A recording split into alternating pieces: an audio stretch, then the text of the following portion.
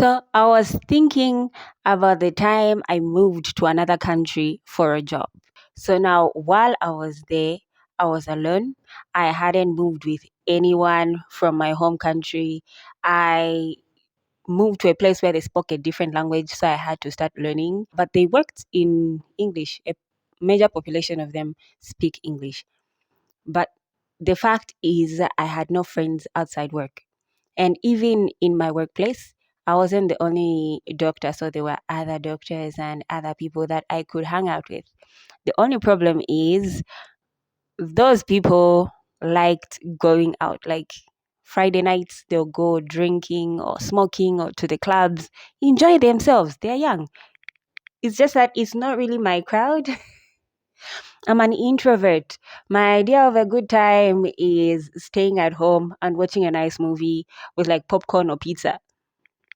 Either I'm in my house or I'm at your house, but we are in a house instead of like going out where there's noise and loud and stuff. So that's not my idea of a good time. The level of friendship we could have with those people was limited because, yeah, it wasn't really going to go anywhere. We had different values. We had different levels of fun. I stayed for months without someone I could actually call a friend. I had acquaintances, but not someone I could call like an actual friend. So 3 months, 4 months later, these girls from Malawi came. We became friends, close friends, like we had known each other for a while. They became my people. Yeah, should I say? We are if I need something, they'll help. If they need something, I'll help. We like form the family. So it got me thinking about self-respect and the number of things that people are willing to compromise about themselves to fit in. Yeah. So I was thinking, what is self-respect? The feeling of respect for yourself that shows that you value yourself. Yeah. So that is like the dictionary definition of self respect, the feeling of respect you have for yourself that shows that you value yourself. This is important because if you don't respect yourself, other people will not respect you. And the foundation of any love, any relationship is mutual respect. So if you don't respect yourself, no one's going to respect you. I think for most, it might be, it's easy, like to respect yourself, especially if you have a lot of confidence. Someone asks you to do something that you do not want, you just say no. Somebody asks you for time that is not like your boss asks you to stay over for work or something like that. For most people, saying no is easy, but for others, it is not. When I tried to look at what are the main reasons someone might not have self respect, you want to fit in. You're the new person in school or at work, like the example I gave, where I might be in a position that to fit in with a certain group, I'd have to sacrifice a part of me, a part of my values to be able to be accepted by that other group. According to my experience, sometimes the more of you that you sacrifice to be able to fit in with a certain group of people, it becomes unnecessary, should I say? It becomes uh, a sacrifice that's too much for you to actually bear, because no matter how much you try to fake it, the real you is not comfortable in that environment, and you'll be pushing yourself beyond your own boundaries, and not in a good way. There are sometimes when getting out of your comfort zone is a good thing, like roller coaster rides or starting a new adventure or something like that, it's fine. But if it's going against your core values, trying to fit in with a certain group of people, it is not worth it. Because should you be in trouble, you won't be able to call those same people that you're sacrificing your values for. Just wait. Be lonely if you're supposed to be lonely. Wait for your tribe, should I say. Because when you meet your people, you will know. You will be comfortable. You will be able to share. They'll be like family. It's awesome when you find someone who's as weird as you are. It's enjoyable. So just wait. It is worth it when you wait. You gain friends for life instead of these fast food friends that you seem to be. you have a good time together and you force yourself, you didn't even enjoy yourself. But it's very rare to be able to trust those people to the level of where they become like family. So just if you're trying to fit in and you're trying to sacrifice your own self-respect, just wait for your people. The second one is low self-esteem. If you don't feel like there's anything about you to respect, no one else is going to find that for you. Most of the people with low self-esteem have no self-respect. Anyone can ask you to do anything and you will do it. Anyone can ask you to sacrifice your time, to sacrifice your resources, can take advantage of you, and you wouldn't even know where to stand up for yourself. So I think many of the people nowadays are preaching self-love. And I'm thinking self-respect is also an important aspect. If you don't respect yourself, you will not love yourself. You will not see anything in you worth valuing enough for you to stand up for. Look inside yourself. There's no one else on the planet who is like you. Think about it. 8 billion people, and you're the only one who is exactly like you. Even if someone else has your name, someone else has your complexion, someone else has your height, someone else might have your personality, but no one else is you. So look at yourself as a masterpiece and give yourself the respect that is needed. If you go to the museum and see a work of art by, let's say, for example, the Mona Lisa, do you know how many times that place, how guarded that place is, because the art in it is valuable. So even you, if you want to start valuing the thing that is inside you, respect your time, respect your feelings, respect who you are. Because most of the times, if you have low self-esteem, you are trying to gain respect from other people by, let's say, respecting them because of reciprocity, or looking at others and thinking, I can never do what they can do, I can never be who they are. And you end up giving up yourself to please them. It is not worth it. You are the one that's special. And anytime you think, no, I am not like that, do you know how many people have your ideas that the only difference between you and them is that they have the courage to stand up and do something about it and say something about it?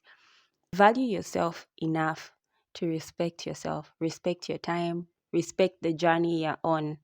Yeah. You could have low self-respect because you're not in a position to press your value. You've been unemployed for a long time, you finally find a job, and then the job starts asking you for things that are outside your comfort zone or beyond your values. And then now you start thinking, what can I do? Your boss is asking you to your boss is asking you to stay later. Yeah, they're giving you too much work and you can't say anything. Those are mouths examples. But what if they now start asking you for favors that are beyond you? You're in an environment with sexual harassment or something and you can't speak up because if you lose this job, you can't have another. You fear you will not get another one. Or they are asking you for fraud or corruption or something that is beyond your comfort zone. Not even beyond it is bending your morals. It's bending the values that you have chosen for yourself, that these are the values that I'm going to carry. And they're asking you to bend that part of yourself. So I wouldn't even be able to say no. Like, the easiest answer I would give is try to find a line of dialogue. Try to find a line of dialogue. Speak with them first. Tell them I'm uncomfortable with what you're asking me to do. This is who I am. I can't do this. And if it is not, if they refuse, If all dialogue and everything you have tried is not working, I think it's best you leave such a place. If you're working in a place that asks you to bend your morals, to bend who you are, don't fear letting go, because I think that is not an environment that you will thrive. And even if you find yourself thriving in that environment, should you be able to see yourself later on? Will you be able to look at your own image and think it is okay? Mm-hmm.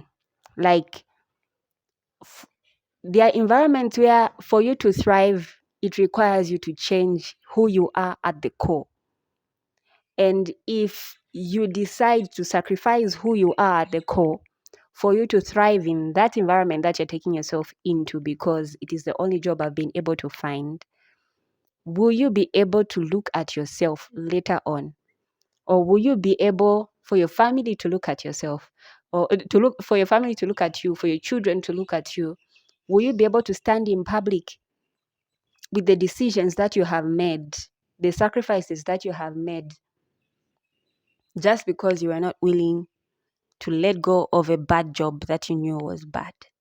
It is a difficult thing to hold your self-respect, but sometimes it is not worth it. The price is too high. If the price is who you are, then it is too high. The same applies to like content creation. People want to be famous and stuff, but you look at what is going viral, it is something that you cannot do. According to your values, you cannot do it. Just wait. Your time is going to come, so just wait. That's my advice. I have been there, a place where this you feel like this is your last hope, and they're asking you to give what you what is not they're asking you to give a part of yourself you're not willing to give, to sacrifice values that that I was like, no, this is not for me. But because it was the only job that was there, that was willing to give me the opportunity, I tried my best. And when I lost that job, it was painful, but God led me to a place that I felt this was home. So sometimes you might be holding on to things that are wrong for you. And because you have held on to it, because you have sacrificed your self respect for it, you end up missing the blessings that are supposed to be for you. If you hold on to who you are, refuse to sacrifice your values for anything, then you'll find yourself in a place that you'll be like, okay, this is my place.